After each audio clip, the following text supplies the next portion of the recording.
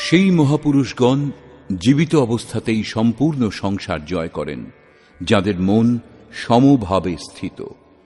মনের সমভাবের সঙ্গে সংসার জয় করবার কি সম্বন্ধ? সংসার লুপ্ত হওয়ার পর সেই পুরুষ থাকেন কোথায়? শ্রীকৃষ্ণ বলছেন, নির্দোষম হি সমং ব্রহ্ম। সেই ব্রহ্ম নির্দোষ এবং সম হন। এদিকে সেই পুরুষগণের মনও নির্দোষ ও সমস্থিতিযুক্ত হয়ে যায়। তস্মাৎ ব্রহ্মণি তে স্থিতা। সেই জন্যে তারা ব্রহ্মে স্থিত হতে পারেন। একেই অপুনরাবর্তী পরম গতি বলে। এটা কখন লাভ হয়? যখন সংসার রূপ শত্রুকে জয় করে নেওয়া হয়। এই সংসারকে কখন জয় করা সম্ভব হয়? যখন মন নিরুদ্ধ হয়, সমভাবে স্থিত হয়, কারণ মনের প্রসারই জগৎ।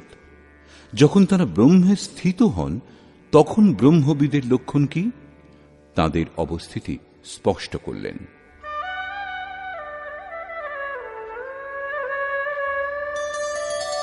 न प्रहृष्येत् प्रियं प्राप्य नो द्विजेत् प्राप्य चाप्रियम् स्थिरबुद्धिरसम्मूढो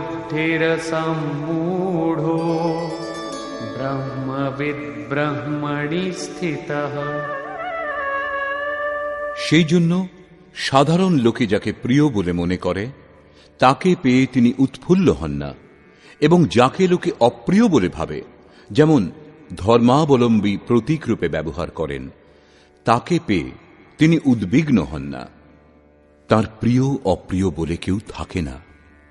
এরূপ স্থির বুদ্ধি অসংমূঢ়, সংশয় শূন্য, ব্রহ্মবিদ, ব্রহ্মের সঙ্গে সংযুক্ত, ব্রহ্মবেত্তা, ব্রহ্মণি স্থিত, পরাৎপর ব্রহ্মে সদৈব স্থিত থাকেন।